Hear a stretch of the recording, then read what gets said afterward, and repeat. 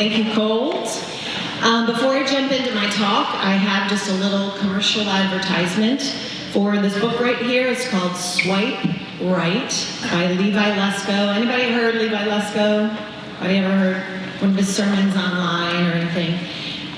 If today at the end of chapel you're like, man, that was awesome, I loved that, I loved hearing about that topic, I need more wisdom about it, get Swipe Right. Levi is very relatable and he's quite funny, so I think you would enjoy it and get a lot out of it. All right, picture our solar system with all the planets orbiting just the way God designed them to, around a massive, fiery center. The sun, at the heart of the solar system, holds the entire thing together.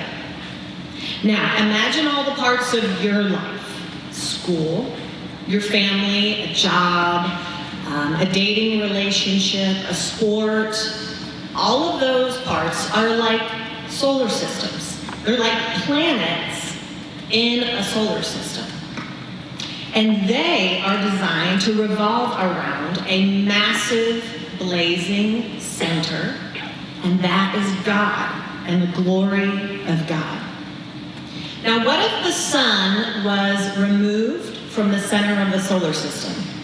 We don't know exactly what would happen, but scientists say likely all the planets would just spin off into outer space. There would be death and destruction and cosmic chaos. Likewise, if you or I take one of the planets in our solar system and we put it in the center, it's going to throw the whole system off course, out of whack, and lead to chaos and confusion.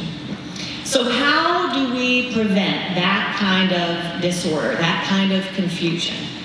It is by keeping God and the glory of God at the center of your life and the center of your relationships. So what does it mean to have a God-centered relationship? And how do we achieve that? Those are the two things I really want to focus on in the next few minutes: what it means to have a God-centered relationship and what it takes. So I'd like to start with what it doesn't mean. It doesn't mean God is on the sidelines. It's not like Jesus is sitting on the bench and you just call him in for an important play or two. He's not an add-on. He's not a third wheel. Jesus is not like a counselor or a therapist that you just visit once a month when you need advice with your relationship problems. Keeping God at the center means starting with him as the foundation. Jesus is the cornerstone. He is called in the Bible the chief cornerstone. And if you try to remove him from your life, from your relationships, I can promise you, things are going to start falling apart. This God-centered relationship means God is predominant. He is supreme. He's the focus. He's the center of attraction. The individuals in the relationship are not the most important.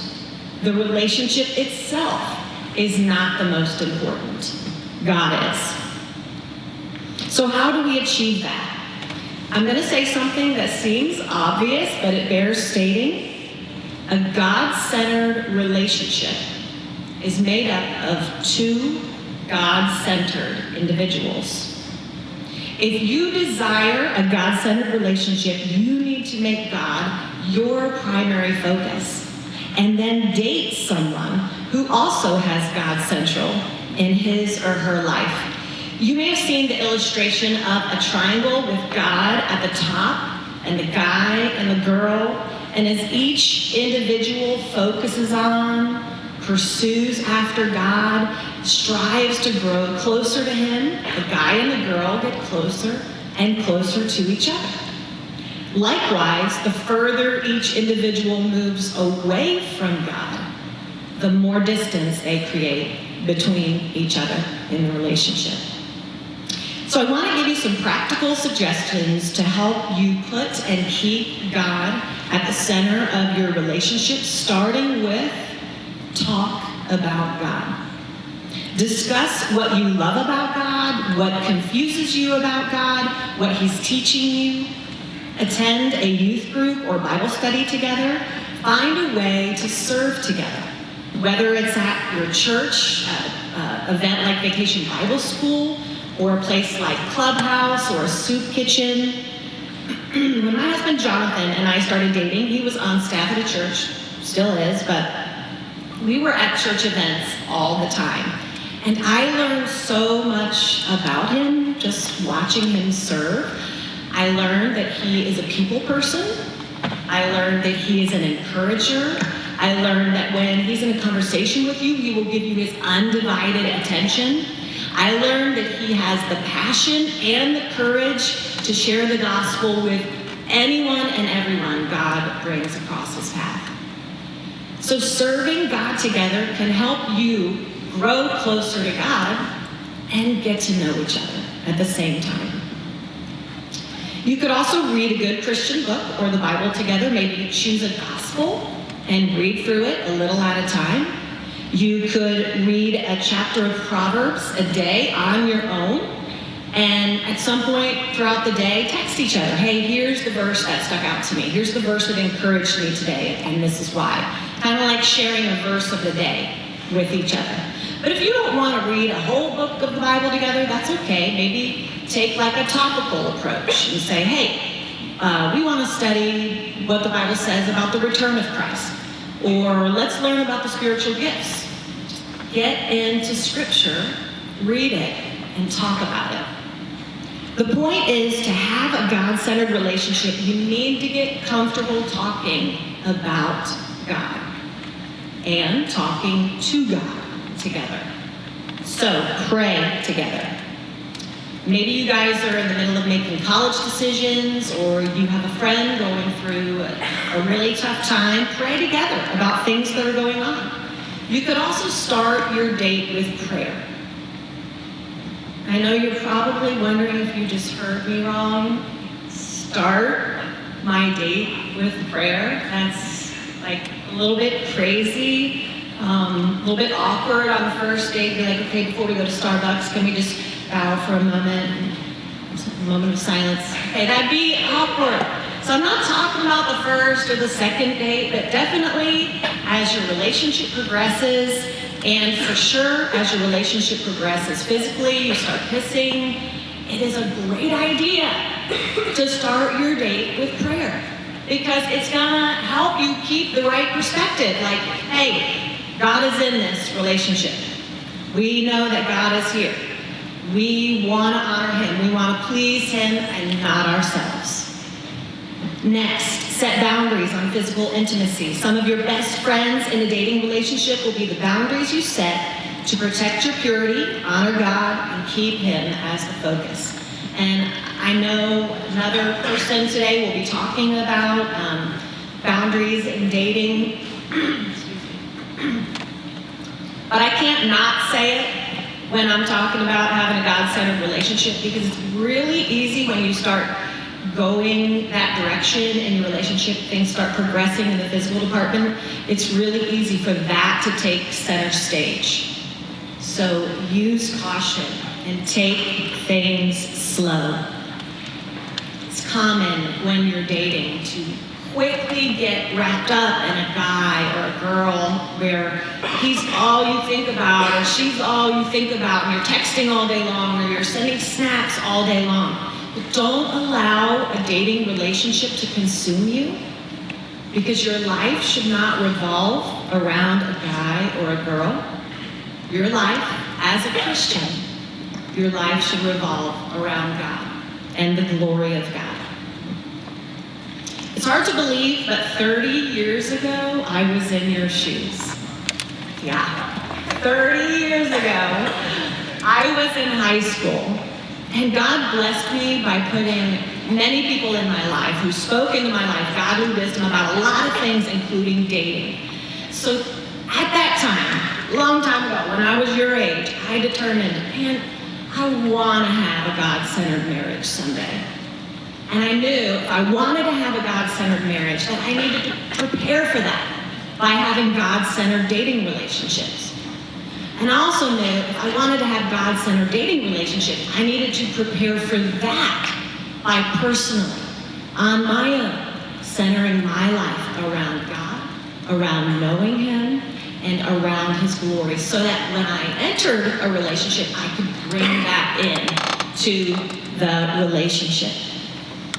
God blessed me beyond what I could have asked or imagined, definitely Ephesians 3:20, by giving me a godly husband. But my marriage is just one of those planets in my solar system. My husband Jonathan is amazing, but he's not my world. Christ is my world. So imagine that some of you might be married within 5 years.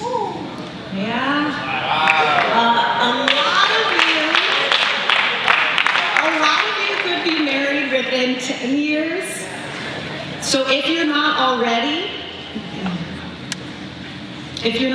guys, start now making God and His glory the center of your universe, and you will be well on your way to having spiritually healthy, God-honoring relationships.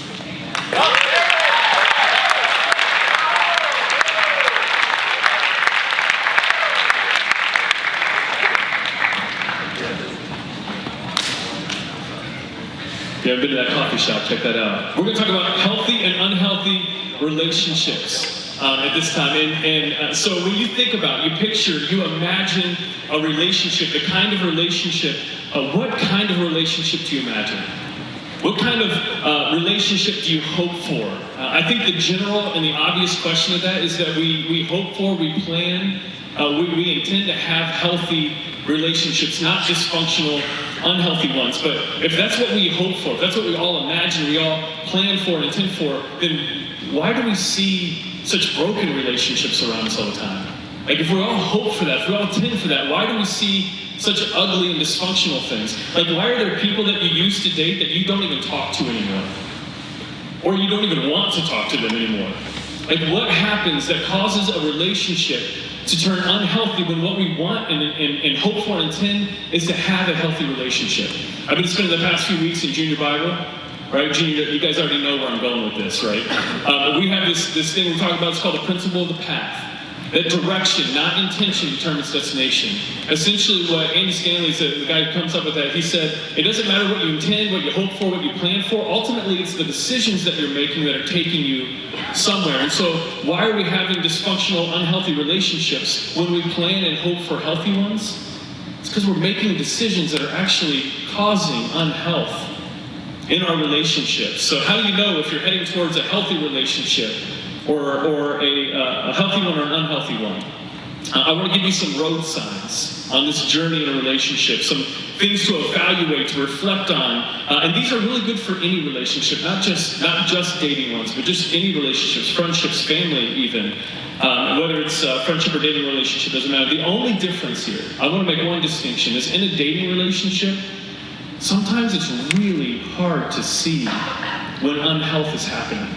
Like we get emotions tied into those relationships, and it starts to cloud our visions. And you know what's funny about that is, like, most of the time everybody else can see around you that relationship is unhealthy, but we have a hard time seeing that for ourselves. So we need help with that. We need to be able to pay attention to it. So I'm gonna break down just some ideas that I've seen in people, that I've experienced myself, and that I've just gotten from wisdom far beyond my own. And some of these may seem obvious at first, but they play out sometimes in subtle ways. So I'm going to just give you three. There's more, but I'm just going to give you three that I think are relevant for us. The first sign of a healthy relationship is trust. It's trust, and I hope that's an obvious one, right? You need trust to have a healthy relationship, the willingness to believe that the other person is loyal and that they're there for you. But the counterpart, the unhealthy version of that, is suspicion.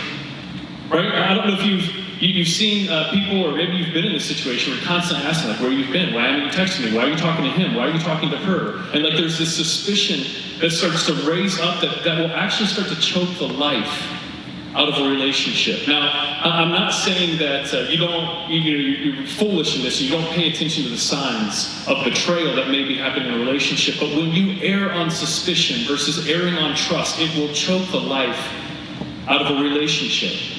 Now, one little thing with this, I hope you guys understand this. Trust is both earned and given. It's both earned and given. You give trust. You have the ability, even when people have been untrustworthy, you have the ability to make the decision to be trusting of them or not. But you also have to earn trust. And so while unhealth is this suspicion that kind of creeps in, the other part of that in trust is this idea that you're doing things in your relationship that's actually causing suspicion to happen. You know, if somebody's constantly suspicious of what you're doing in the relationship, maybe it's because you're doing things that are causing concern. One of the things that I'll say in my relationship with my wife, I love my wife. And if I know something's gonna like worry her, or like, I just stay away from her. Because I would rather earn her trust than whatever other option is there. Because I know trust is a sign of a healthy relationship, and that's what I want. Another sign of a healthy relationship is maintaining separate identities in who they are. Mrs. Newman she just talked about this. Each person continuing to be the person God has created them to be. The unhealthy version is where you see couples or even friends becoming the same person. This is a thing, right? We actually have names for this, like Brangelina, right? We're like, we actually give them one name. Like there's not enough room in the relationship for two individuals to exist, so they kind of morph into this like weird couple person. You know what I'm saying? Like yeah, you know. Like you already got some people in your mind right now, and if you don't, maybe it's you. But there's not this room for the people to be who God has called them to be, and where that person doesn't know themselves outside of the context of that relationship.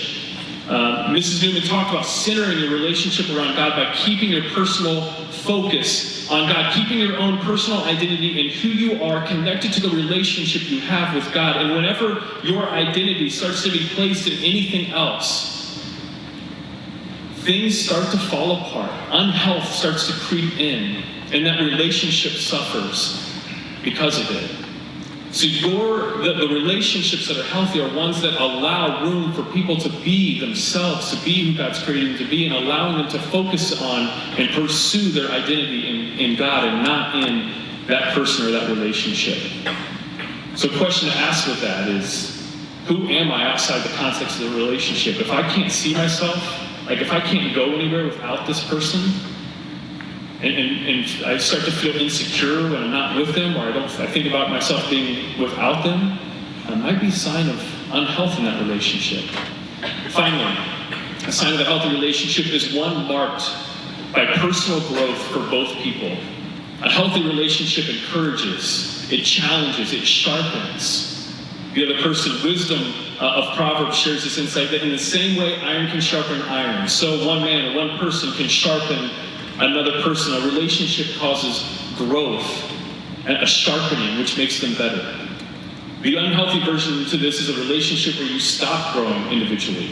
Or maybe even worse, that your character and your values, your commitment to the things that you know are important actually get worse over time. And so when I think connected to this idea, and we get this question a lot, is this is why when people ask, is it okay to date a non-Christian? I have to ask or wrestle with the question of like, well, like, do you want to grow in your relationship with God or not? Because ultimately, wherever there's a relationship, there's influence, right? And if you're not connecting yourself to someone who is willing to, desires to go in the same direction as you, it's what are you doing? It's gonna be so much more challenging and hard for you, if not impossible, for you to move further and further into growth in your relationship with God. It's like a three-legged race. where you tie your legs to somebody, and you're both trying to heading in a different direction. And one of three things is going to happen in the battle for direction. Either you're going to win, they're going to win, or you're both going to go where neither one of you wants to go. And either way, the relationship suffers as a part of it. And to be honest with you, I would even say that the question's a bit misguided as a whole. It's like the question's really, can I date somebody, should I date somebody that says they're a Christian versus somebody who says they're not a Christian? But the question isn't really about somebody saying what they are, but it's really a question about direction. Is this person, right? Is this person somebody who is moving in the same direction as you? And I know a lot of people who say they're Christians, like, so catch this. You can say you're a Christian, and I would say there are some people who claim to be Christians that it's equally, if not more, unwise to date them. Because their direction, where they're going in life is not to grow in a relationship with God. And if that's what you want, then dating somebody who doesn't have that desire is not going to help you in that pursuit. And if a sign of a healthy relationship is one that centers your relationship or identity around God, then you have to grow in that in order to have a healthy relationship. I think the better question to ask, rather than who should I not date, is who can I date that is going to help me grow in my relationship with God? Who is going to encourage and challenge me and join me in that journey so that we can pursue that together? The first question, the focus of that is a prevention of a future you don't want. But this question is a focus on creating a future that you do want. It gives you a vision to pursue and go after. So I'm going to give you just two things as like takeaways. What are some things that I need? I said earlier, we need help with this, because sometimes in relationships it's hard to see this stuff. It's hard to see the unhealth, even though everybody else can oftentimes see it. Two things that I found, just Proverbs wisdom, right? Wisdom literature that speaks to this. How to develop, or how to be aware of developing a healthy relationship. So I'm going to give you the first one. Simple one, you guys already know it, accountability. It's accountability, and not just in your dating relationships, friendships. Right, accountability. Proverbs 12:15. Matter of fact, Mr. Peterson has this on his email. So if you get emails from him, I think you still have it. This is a fantastic one. It says, the way of a fool is right in his own eyes, but a wise man listens to counsel. Proverbs says this, right? It's saying, hey, the person who's a fool, who's like not doing what's going to be beneficial to them, actually thinks they're doing the right thing. Right? But they're not. But the person who's wise, who's going to be growing, actually is the person who seeks counsel to get outside perspective on the direction and decisions they need to make. Seek accountability, but seek counsel into the relationships that you're in. The second one is, and Mrs. Newman already said this in a different way, but I'm going to say guardrails. Guardrails in your relationships. And again, this isn't just a dating thing. This is guardrails in your friendships, guys. Who you connect with have an impact, has an influence on you. Proverbs says this, the prudent see danger and take refuge, but the simple or the fool keep going and suffer for it. It's saying the wise people see that things aren't going in a good direction, and they actually take refuge. They actually make a decision to move in a different direction. Like, this is not going to end well, this is not going to go well, so I'm going to go in a different direction, I'm going to take refuge. But the simple, the fool, just keeps on going. Like, there's a cliff there, and I'm just going to keep on going towards it, and then they suffer as a result of it. Establish some guardrails. When you see those warning signs that are popping up that, hey, this feels unhealthy, this may be not going in the right direction, man, take refuge, seek counsel, take refuge, run from it. And family. May you create and foster healthy relationships that actually bring you love.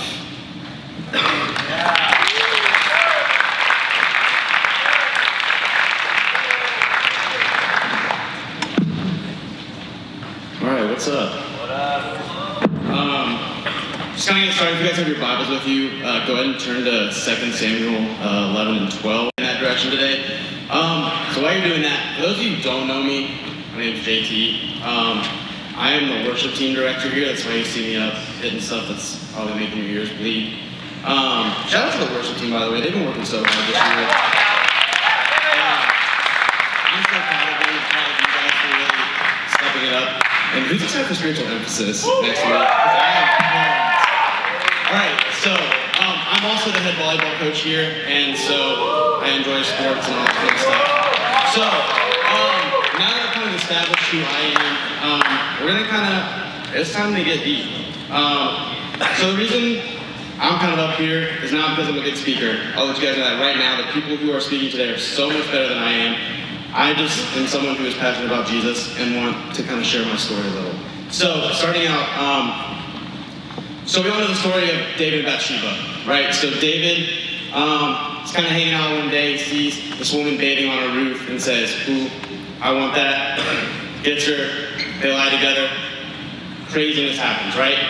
So David was also known as a man after God's own heart, okay? And I want to kind of make that established again. David was a man after God's own heart, okay? So my story a little bit, how this ties into everything in David and Bathsheba. So when I was 19, to be honest, I goofed up and I lost my virginity, okay? It was one of the worst mistakes that I have ever made in my entire life, for more than one reason. It's destructive. It's really, you want to ruin your life in one way, do that. Outside of marriage, do that. And I'm kind of here to kind of share about how it did kind of destroy my life for a while, and honestly still continues to destroy it today. I'm really passionate about this because I don't feel like I was properly equipped in high school to handle this sort of situation, which is why I'm kind of here today. So at the time, I was heavily involved in CLC. It's my home church where I've been my entire life, all 24 years of my life. Heavily involved with the worship team when I was like a junior in high school. So I've been involved and really like passionate about Jesus and what he has for me. But just because I'm passionate about him doesn't mean I'm kind of safe from all the things that could potentially happen to me. So what I want to dive into is that I made a mistake. Just like David did, I made a mistake. Lapse of judgment, and it hurt.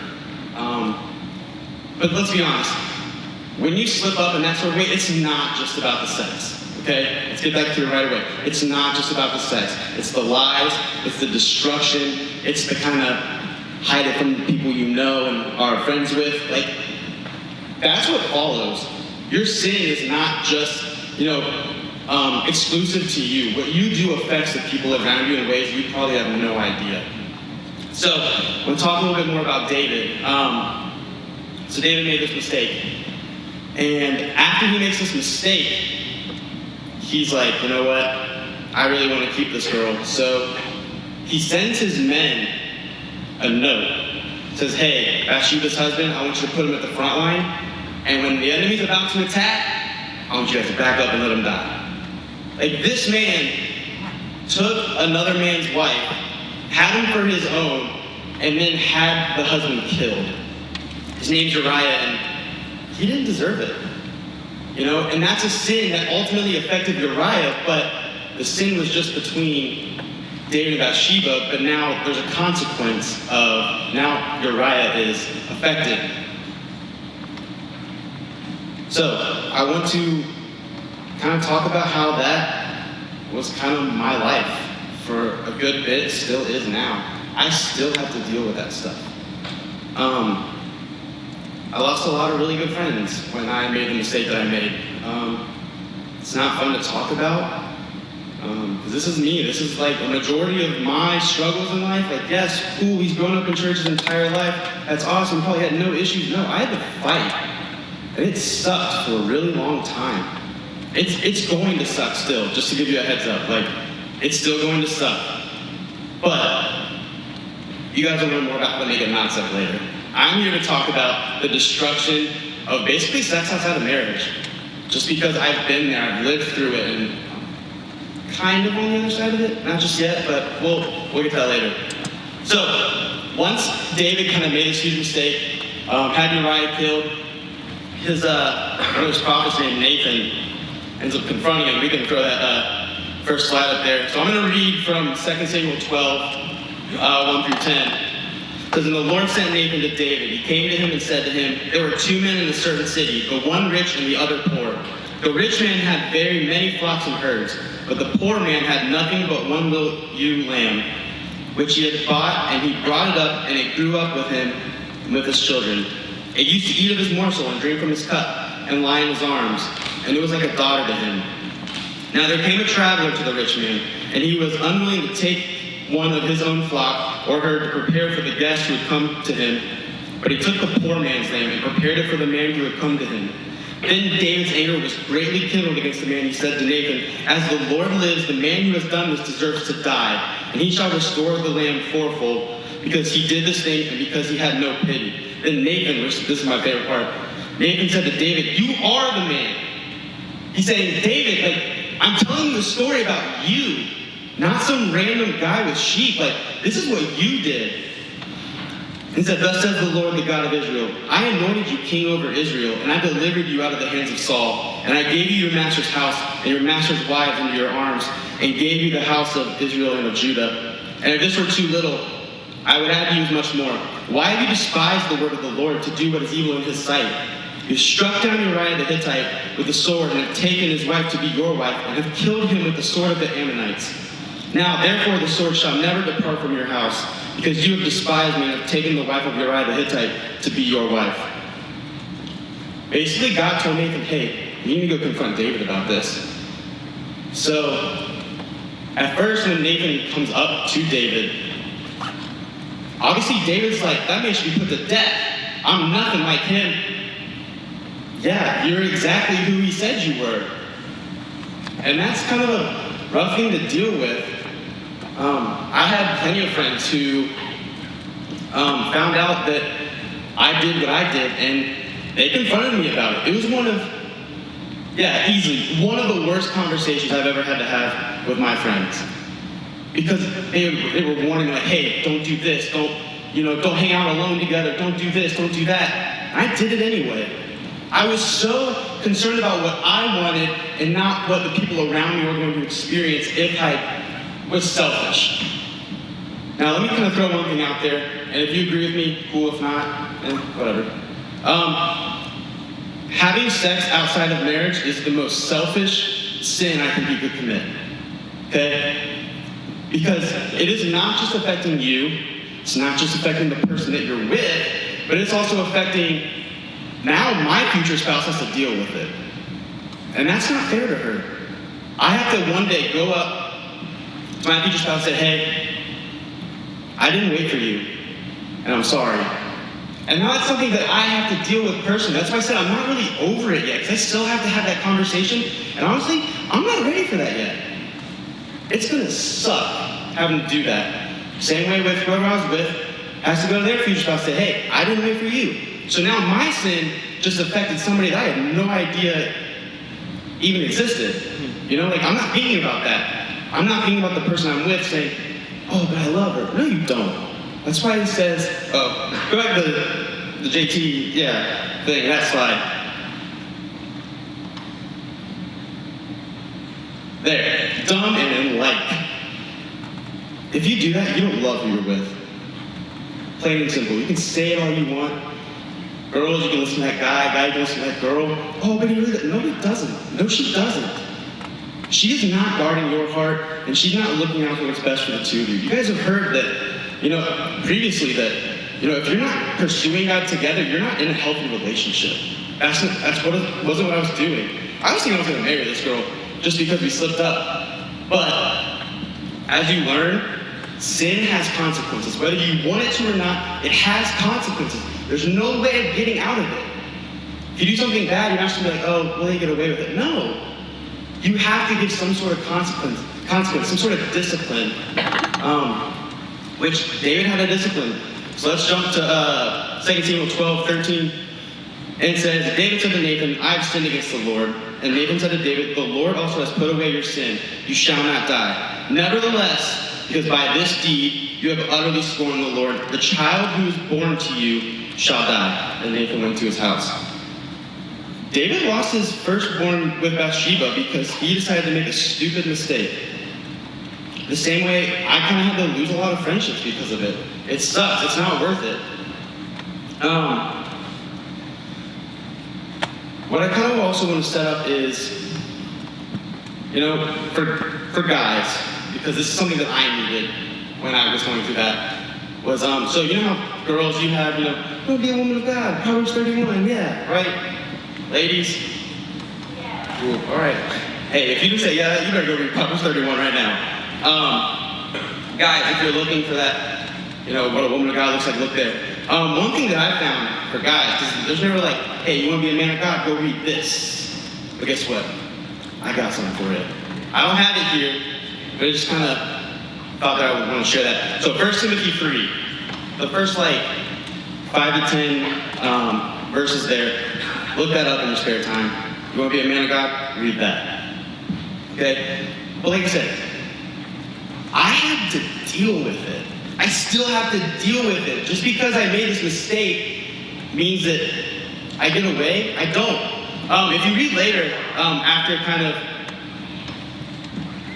in the process of David kind of mourning the sickness of his firstborn, he's crying, he's weeping, he's fasting, saying, God, please don't do this, don't take my kid away. But he made a mistake. There has to be a consequence. And just know that your sin has consequences. And especially this specific sin, impurity outside of marriage, I'm still dealing with it. It changes the way that I think or the way I feel. It's awful. I don't like dealing with it, but guess what? I have to. And I have to keep fighting to make sure that I don't lose control of my mind. So I know this is kind of like a depressing kind of section for me to talk about. My first time ever talking in a chapel, and I'm sorry if you're feeling kind of bummed out now. But do know that there is hope. And since I'm a huge person in volleyball, you guys know the bump, set, spike. Well, in this case, I'm kind of setting something up so that we can get a nice kill here. So I'm going to go ahead and pass it over to my friend Jacob, who's going to kind of talk to you about the right ways of dealing with it.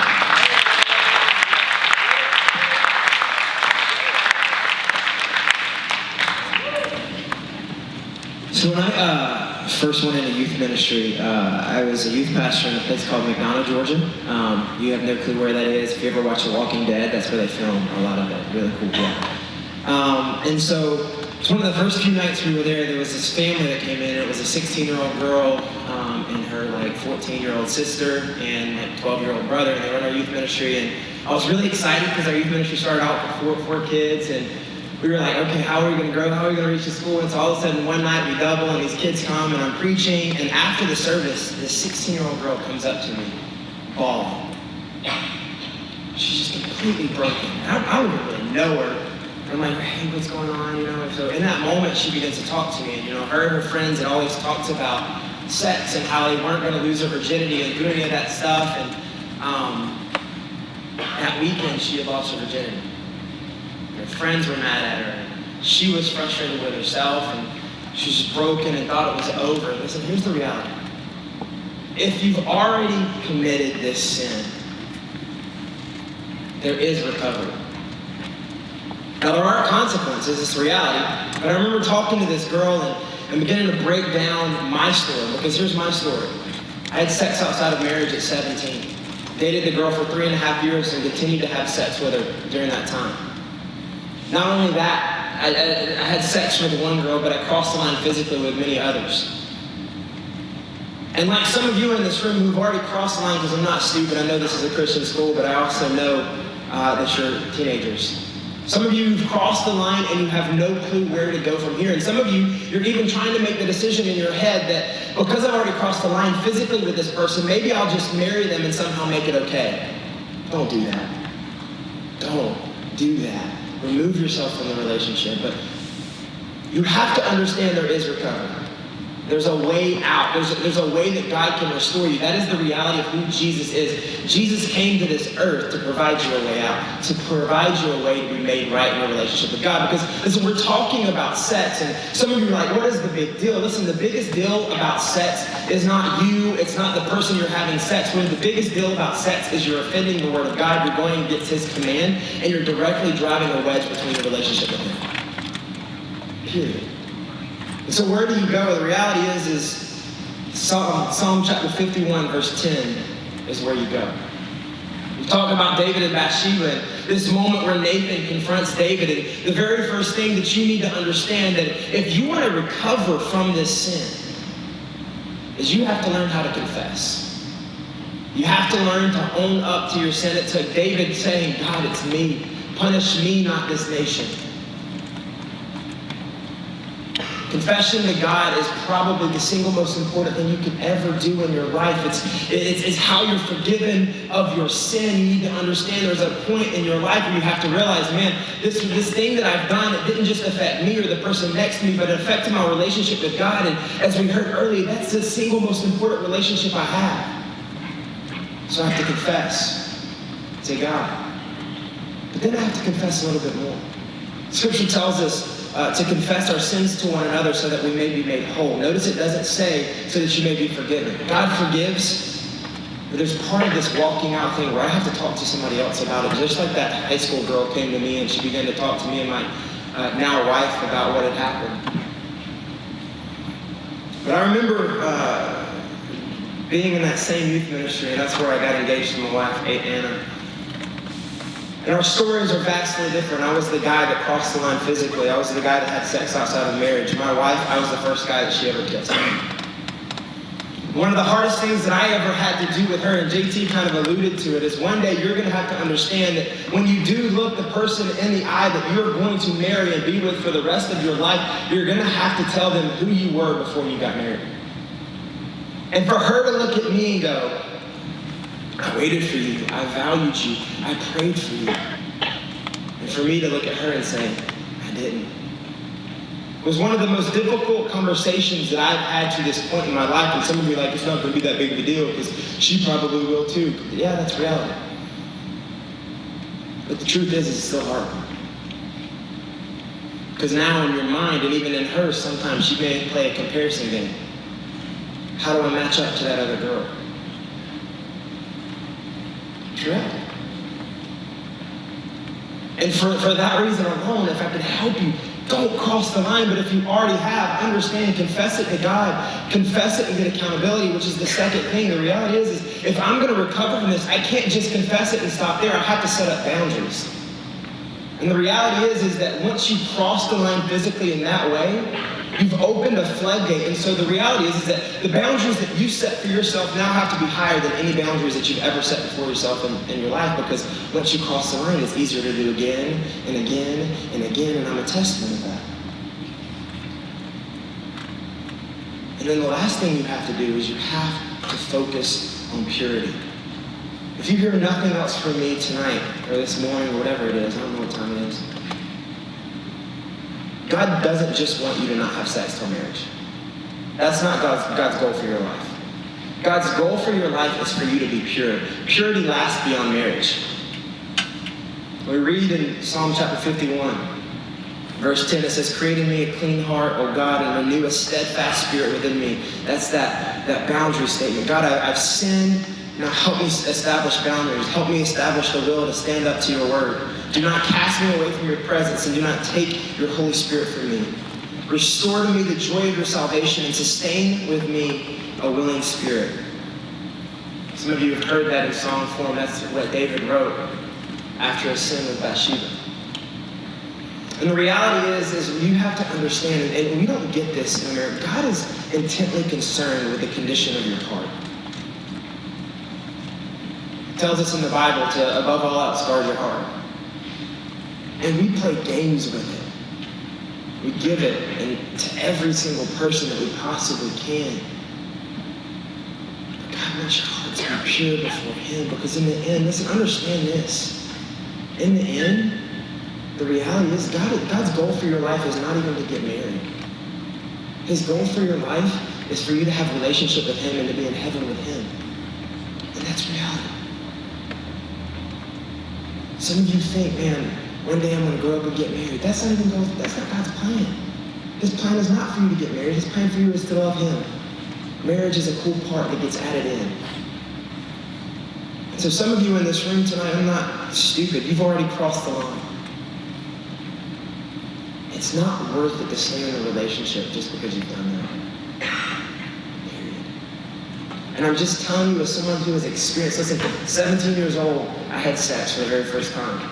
18 years old, I walked away from God because of the shame that was in my life. It wasn't until I was 21 years old that I finally got tired of the brokenness and the pain that I was dealing with because I was ashamed of the fact that I had walked away from God, and the reason that I had done it in the first place is because I knew that I sinned against Him and I wasn't ready to deal with it. But here's the amazing message of the cross. Jesus forgives. You just have to bring it to Him. And so some of you in this place, man, yeah, you've sinned. And look, we love calling it mistakes. Let's be real. You sinned against God. And the reality of that is huge in the scope of eternity. But you can make it right by confessing to God, by confessing and finding accountability, by setting up new boundaries that are probably stricter than ever before. And then more than anything, pursuing a heart of purity, not just not having sex.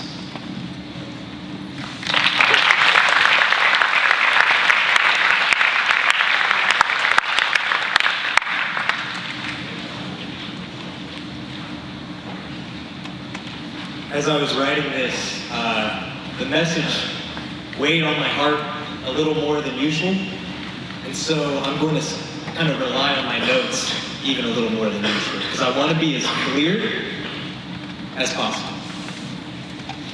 85% of young men and nearly half of young women watch porn regularly. The average age for a young person to encounter porn for the first time is 11 or 12. Almost all of us have smartphones, and many of us have had them since adolescence. And part of what that means is that we are the first generation to have porn readily available to us in our pocket whenever we want it, starting at a very young age. And that's scary to think about because porn is dangerous. Yes, it is wrong. Yes, it's a sin. But what I want to highlight is the fact that it is dangerous to us. And the reason that porn is dangerous is because porn kills love. And it all starts in our brain. You see, your brain is wired for companionship. And we know this because your brain releases neurochemicals whenever you experience intimacy. And those neurochemicals are used to create a bond in your brain between you and that other person. The dangerous thing is that those same neurochemicals are released when you watch porn. So your brain then creates a bond between you and pornography. And when your brain creates a bond between you and another person, you begin to have a desire to strengthen that bond. You desire to spend more time with them, have new experiences with them, and you desire to get to know them more and more so that you can become closer and closer. But if that bond is created with porn, the same thing happens in our brains. Except this time, it means a desire to spend more time watching porn, a desire to see new images, which turns into a desire to see more inappropriate and more perverted images because you now need something more intense. You've created a new normal, and you will feel the need to go past that. Your brain has created a bond between you and pornography, and it is natural for us to want to strengthen those kinds of bonds. That is dangerous. Image after image, your expectations of love, sex, and relationships begin to evolve. I'm sure that the person you marry is going to be absolutely beautiful, wonderful, and have an awesome personality. But if you watch porn, especially regularly, then you will start to expect a real person to have a Photoshop body and to have unrealistic sex with you whenever you want it. And the danger with that is that you may miss out on one of the greatest gifts God can give you in this life, though it's not the end goal, a beautiful and healthy relationship with a spouse and a family. Porn also makes you literally worse at loving. What is amazing about God's design for sex is that it's meant to be shared between two people who are both being unselfish at the same time. It is not meant to be a give and take relationship. It is meant to be a give relationship. However, porn trains us to never give and to only take. And if that give-take mindset of only take, never give, if that gets ingrained in us, we are literally going to be changed, and we will be not skilled at loving well. You see, love and intimacy go hand in hand. Marriage is designed for intimacy, and porn kills intimacy. Intimacy is life-giving when someone is vulnerable and remains both safe and embraced. In marriage, we see this intimacy in nakedness. And I don't just mean not having clothes on. By nakedness, what I mean is this. When you see the depth of another person, you see all that they are, and you say, I still want you. I'm not going anywhere. That is intimacy. To be fully known and fully loved. Porn, by its very nature, cannot give us intimacy, and it makes us worse at being intimate when the opportunity for intimacy arrives. Instead of choosing to get to fully know someone and to love them fully, porn influences us to choose disconnected and heartless pleasure that avoids the joys of intimacy and vulnerability. And again, that path leads us to missing out on one of God's greatest gifts, which is a healthy relationship with a spouse and a future family. As we have kind of alluded to earlier, we often talk about virginity and purity as the same thing, and they are not. As single people who aspire to one day be married, our goal should be to bring as much purity into that future relationship as we possibly can. But catch this. Everything I have described about how porn changes you, that's what impurity is. Impurity is not just the mistakes or the sins themselves, but the way those mistakes and sins change you and make you less skilled at being able to love. Yes, sex outside of marriage definitely has a dimension of impurity to it, but I think we focus so much on virginity's effect on our purity that we minimize porn's effect on our impurity. Imagine there are two people who are getting married. One of them has never had a problem with porn, never struggled with lust, but they lost their virginity long ago. And however, they repented and changed, they were made new, and as Jacob clearly explained, but then the other person has never had sex, but they have a porn addiction, and now they have the habit of lusting after every person that walks by. They have no self-control over what they look at.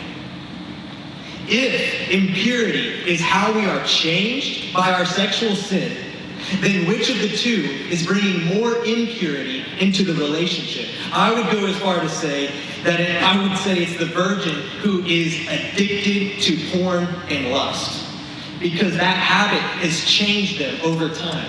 It is like earlier in the year when we talked about trusting the process when it comes to growing like Christ. Our purity is the same. It is a process, and it's about trusting it. It's not just a one thing and it's gone, or never one thing and it's there. It's about growing a pure heart.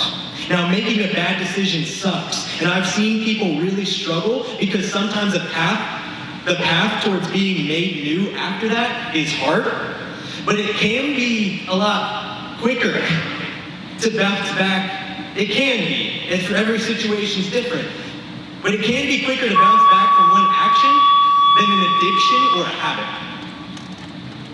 Unfortunately, porn is addictive and breaking free from it is difficult, but one thing that can help is this. The objectification of people must be put to an end. The objectification of people must be put to an end. I'm sure this is relevant to both guys and girls, but as a man, I'm going to speak from a man's perspective. We must put an end to the objectification of women. Women are not objects. Women are not things. Women are not slaves to the male desire. Women are people to love, cherish, protect, and to get to know, not things or objects that we can use to make us feel the way we want to feel. The problem with porn is that it does not just turn people into objects, but it objectifies sex itself. Sex is the intimate, life-giving, beautiful, relational connection between two selfless people who find themselves in the covenant of marriage. But porn turns sex into something you can just look up and watch for no reason. Now, when people talk about lust and porn, people tend to say, don't look at that, don't look at her. That's someone's future wife. That's someone's daughter. That's someone's sister. And I get what they're saying, but there's actually something wrong with saying it like that. Because when we say it like that, we are implying that a woman's value is directly attached to her relationship with someone else. It's saying that she's valuable because of who she's related to and not because of who she is. And there's a huge difference. The truth is that a woman is not valued because she's someone's daughter or she's someone's future wife. A woman is valuable because she is someone. Nothing is going to help people quit the porn habit than the recognition of people's true worth.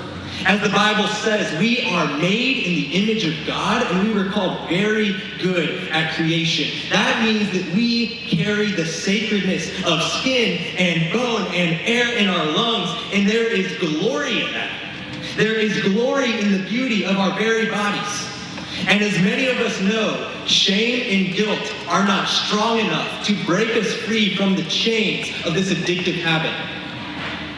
But I believe that a man will successfully look away from porn when he has such a high view of women that it is nearly impossible for him to get arousal from her objectification.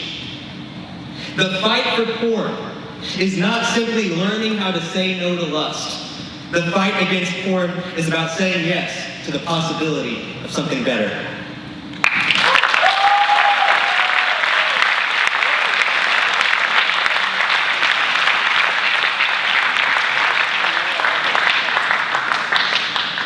So you guys ready for one more? Okay, so about 2 years ago, I graduated from college. And so I graduated from college and I'm ready to set out on this thing called life. A part of me isn't necessarily ready, but at the same time I have no choice because I just graduated college. And so I pack up my things, I get in the car, I drive home.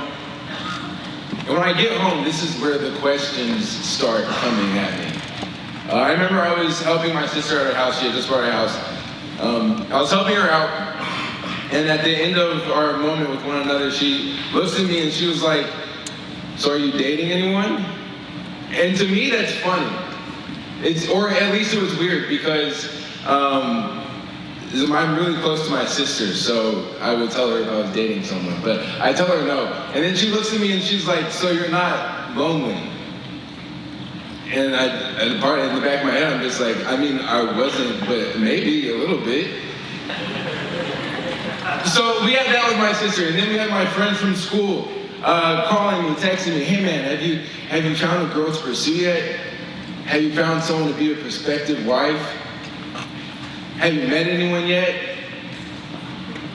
And every single time, it's just like, I mean, no, not yet. I guess I should start looking. And I think the most annoying one was when I went to go sit down with my grandparents after I graduated. And I sat down with my grandpa, and he looked at me and he hammered me with questions. And the questions went something like this: are you married? Are you gonna get married? Are you dating? Are you not dating? Are you having sex? Are you still a virgin? What are you doing? Where are you gonna meet? Who are you gonna marry? What is she gonna look like? On and on and on, hammered me. I even had my little cousins that would come up to me and they would be like, "So you don't got a girl?"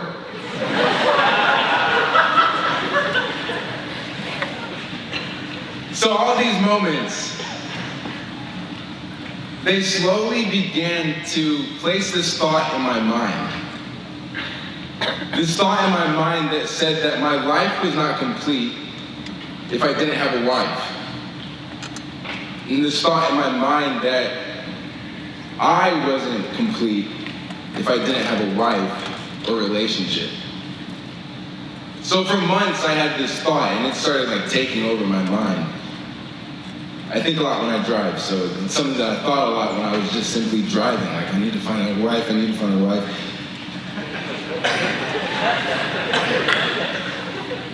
And it hit this peak. It hit this peak when I had a really good friend who just experienced a breakup.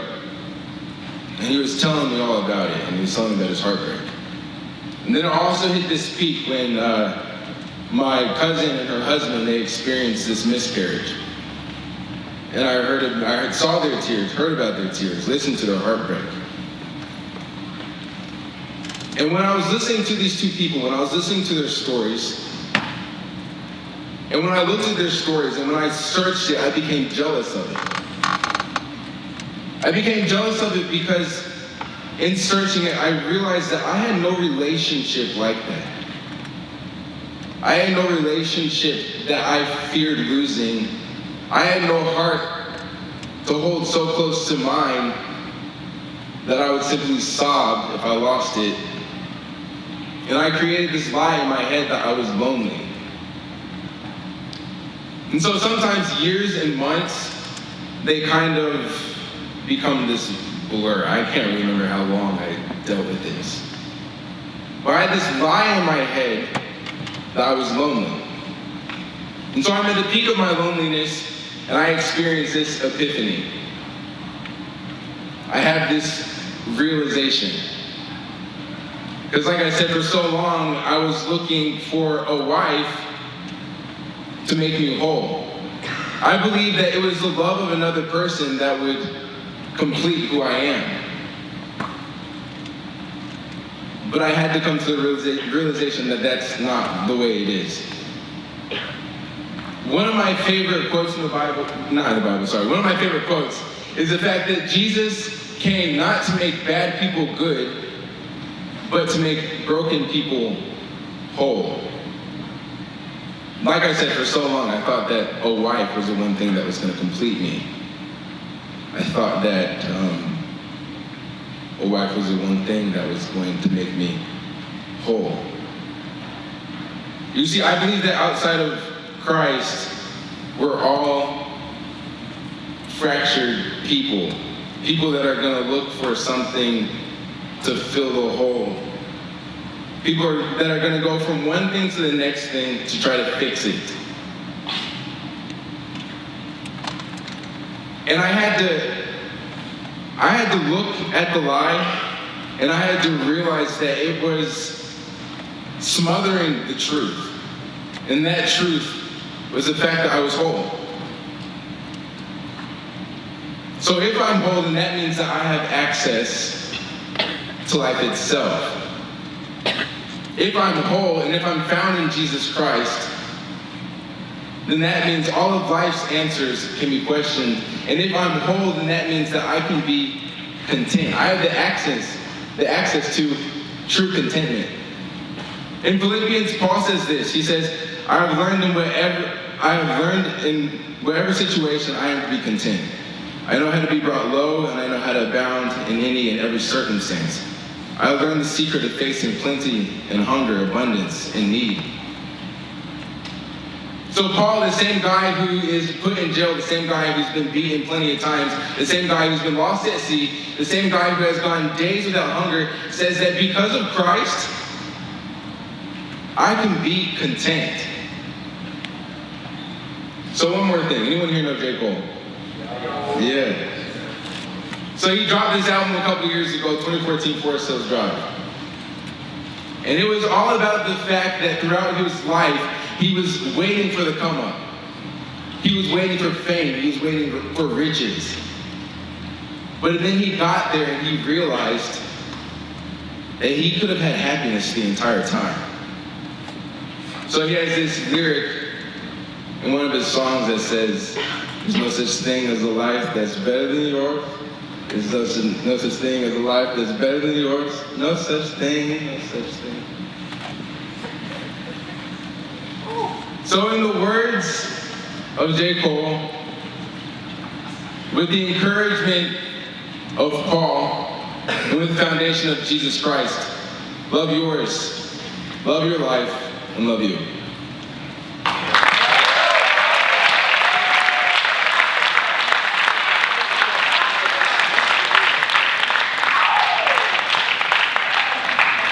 I just want to give just one more big round of applause to all those people.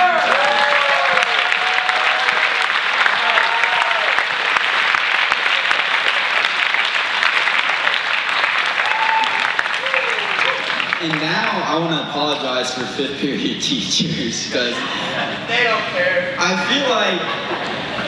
feel like it's worth to miss 15 minutes of class to learn about this kind of stuff. Because I was talking to Mr. Smith before this, and let me flip back through. He told me a quote that I asked him, would it be fair to say that relationships are the most influential thing that we'll go through in high school? And he came back to me with something that kind of like shocked me. He said that it'd be fair to say that's the most influential decision you make in your whole life. And it hit me because we all know best decision I've made in my life to follow Jesus. I forgot that a lot of people also put the relationship of who they choose to marry right under that. Because who we surround ourselves with and who we attach ourselves to, we might choose. They dictate who we become. There's a quote that talks about, I am the sum of the 5 people closest to me.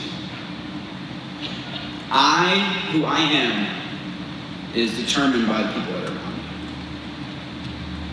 me. We heard a lot of really good information today. A lot of it. So first, I just want to give everybody a minute or two just to sit and just think about a couple of things we can take away. Pray about it if you need to. Say, God, I know I've slipped up here. I need you to start this healing process in me. God, I know I can be whole in my singleness. God, I know you can fix my relationship. God, I know you have something planned for me right now. God, I want the next relationship I'm going to be in to be honoring and glory to you. Because I'm going to be honest with you guys. I stand up here as a guy that's screwed up in relationships. I look back, I did not do it right. I didn't keep God at the center the whole time. I didn't follow the steps that's been laid out for us. I didn't get whole in myself before chasing a relationship. The Bible says, I heard this quote from Stephen Furtick about a year ago. The Bible says the two will become one, not the two halves become one. We take our whole self, combine it with another whole person, and then we become one with God. So like I said, I just want to give us a couple minutes, and then when I feel like we've reflected well enough, I'll pray, and then sack chairs.